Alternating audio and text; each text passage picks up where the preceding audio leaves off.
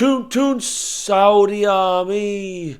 Yeah, it's been reported in a couple of media outlets in the last 24 hours or so that Newcastle and St. James's Park might potentially be hosting a friendly game in September between Saudi Arabia, shock, and Mexico.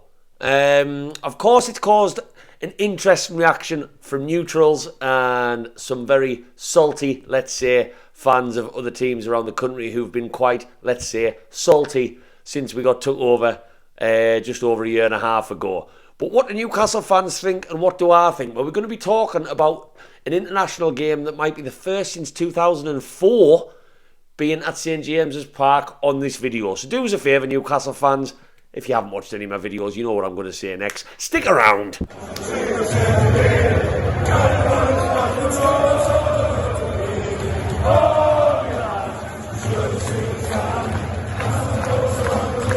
Welcome back to Black and White Banter, BWB as some people might call it, or as you might see it on Twitter, I think it's called on there. I'm repping, I don't think I've ever got this shirt out for a video before, a little bit baggy in the sleeves, but I mean, do they get much more classic than this bad boy? Little bit on the warm side, not going to lie, but that's the dedication I put into these videos.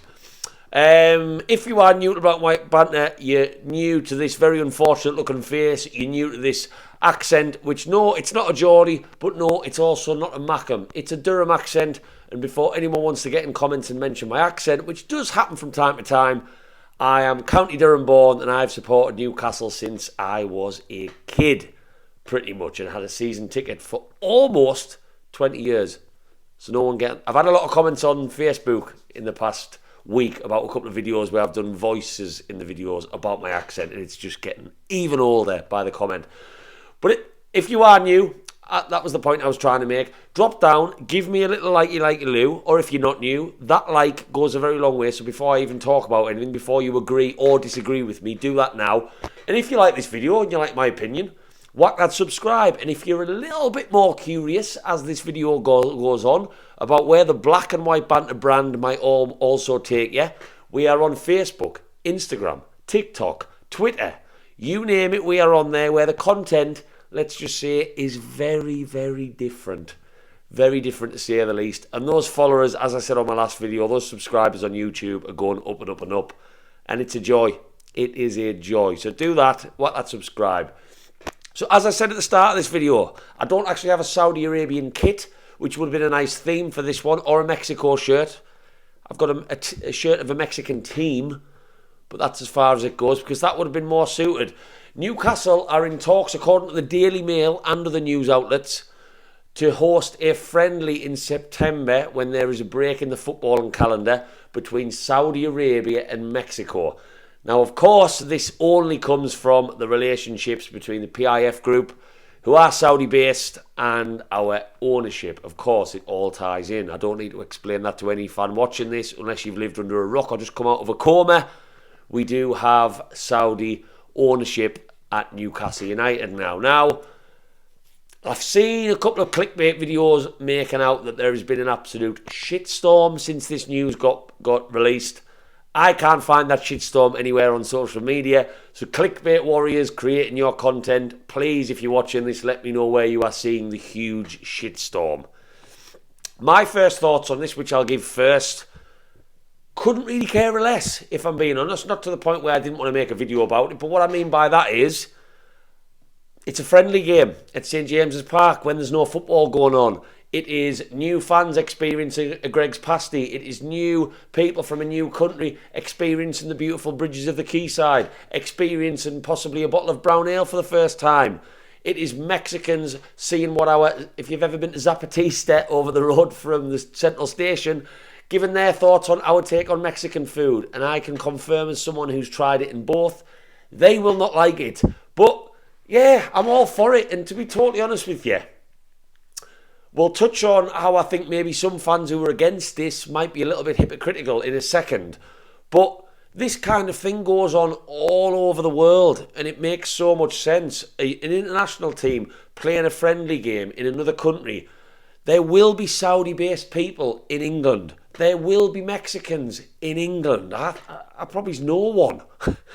if I can rack my brains, that gives them an opportunity to see their national side in another country, but also it helps expand the interest in that team, that country's football, in players. You know, Brazil. I've watched a Brazil friendly before at Craven Cottage, that tiny little stadium in London. It is not unheard of for this thing to happen. The game that Joe Linton scored in for Brazil recently, that was not in Brazil. I can't remember what country that was in, but when they played, and when Brazil got beat by Senegal in the following game, that wasn't played in Brazil. I'm using Brazil as examples quite a lot. I don't support them, I swear, but the point I'm trying to make is, it's not unheard of for this to happen. And that's why I'm not flinching. That's what I meant when I said I'm not that bothered by this. And if it gets Newcastle out there a little bit, if it expands, if it puts some money into the Strawberry Pub, and yes, before anyone gets into this, I know Saudi Arabia is not an alcohol country. I'm not saying the Saudis are going to smash 20 pints and 6 Jaeger bombs in the Strawberry pre-match to get in the mood. I'm coming at that from an angle of obviously the Mexican football team. If they had fans that would travel to this game, which I'd love it if they did. Mexican fans make a hell of a lot of noise. They would probably get involved in the bars. The Saudi people would visit the sites. They would go and see the bridges on the quayside. They would sample some food. They would go shopping. It's going to put money into the city. Now, getting onto that hypocritical thing, I think for any Newcastle fan to have an issue with this and really kick up a fuss about this, and I know I've seen a few on Twitter when I've had a quick look, you know, when you search in your search bar and you see what people have put under the news articles that have been posted. I think if you're a Newcastle fan who has loved every moment of this ride and was very much pro takeover, you were outside St. James's Park smashing cans the night that it got announced, and you've loved every moment since, and you fully appreciate and respect and love the money that's been invested in our football club that all stems from PIF. I don't understand how you can then suddenly have an issue with a friendly game featuring Saudi Arabia being played at St. James's Park. Now, there's a wider thing to that. Is it just a friendly game in general, or is it because it's Saudi Arabia? Because if it's the fact that it's Saudi Arabia that you don't like this match being played, you need to ask yourself your thoughts on the takeover. And the only people that I think that would fall into that club that are just unhappy it's Saudi Arabia are the people who are currently still unhappy about our ownership and who protest about that. I interviewed anti-Newcastle ownership protesters back in November before the Chelsea game. Didn't get much from them that I agreed with. Thought they were very hypocritical in many ways. But I'm not going to get in the political side of why people do not like the Saudis as a country on this video. I don't like politics and football crossing over. That's just me. But for any Newcastle fan who is happy for them to be within our club right now, but have an issue with it specifically being Saudi, that makes no sense to me. And I would love to get a comment from someone who falls into that category. If you're someone who doesn't want a friendly game at St. James's Park from two teams randomly from the other side of the world, again, let me know in the comments why, because I can't see why anyone would have an issue. We have the rugby league held at Newcastle, which I know that's not people coming overseas, but it's a different sport. Ripping up our pitch.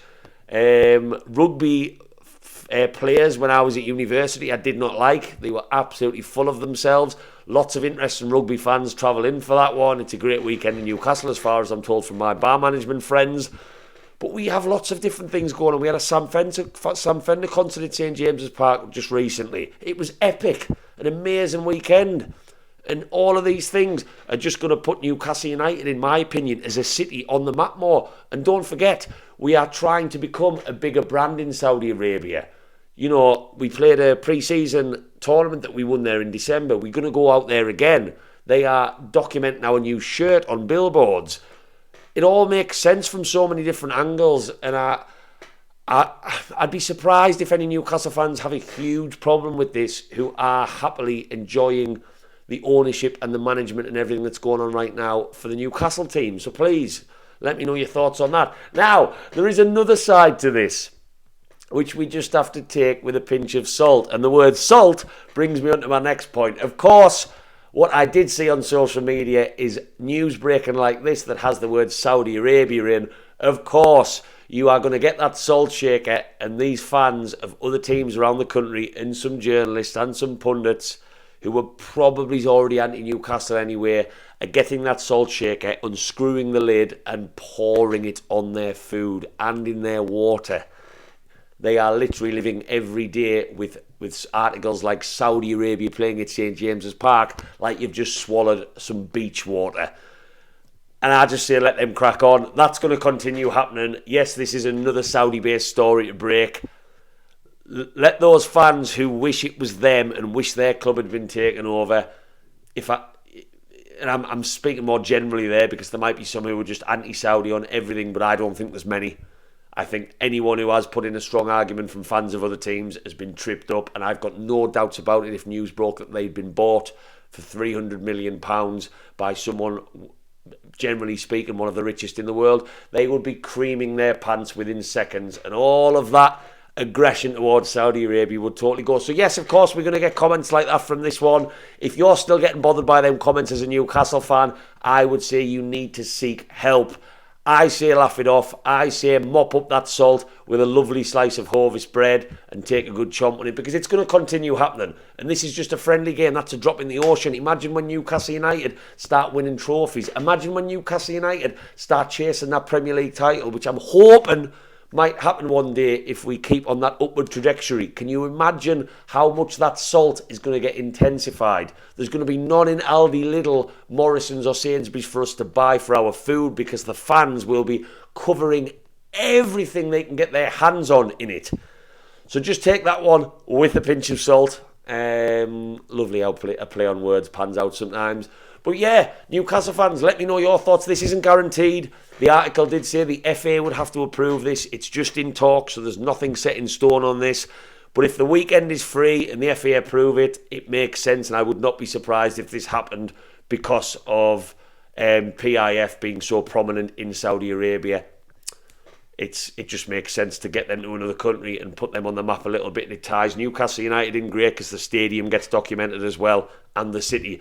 So let me know your thoughts. Maybe you're against this. Maybe you think this is a cross of a line too far. I respond to as many comments as I can. On my last James Maddison video, I responded to every one.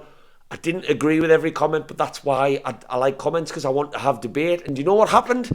I responded to everyone, and within 10 minutes, I got 4 people unsubscribe.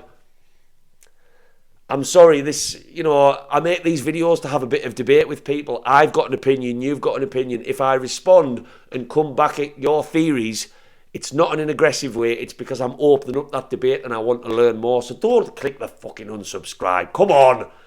We all friends here and we all adults here. But I did notice that, so I will try and respond to any comments. Drop down, keep giving us them subscribes, keep giving us them likes, because I love doing what I do on here. And it's just been wonderful to see some amazing comments from all of you in the last couple of weeks. So, Saudi Arabia and Mexico come to St. James's Park to sample Greg's pasties. What do you think? Are you for it? Are you not for it? I'm going to go. I'm going to finish on that one, and I'll see you on the next video. How are the lads? Or the Saudi lads? How are the Saudi lads?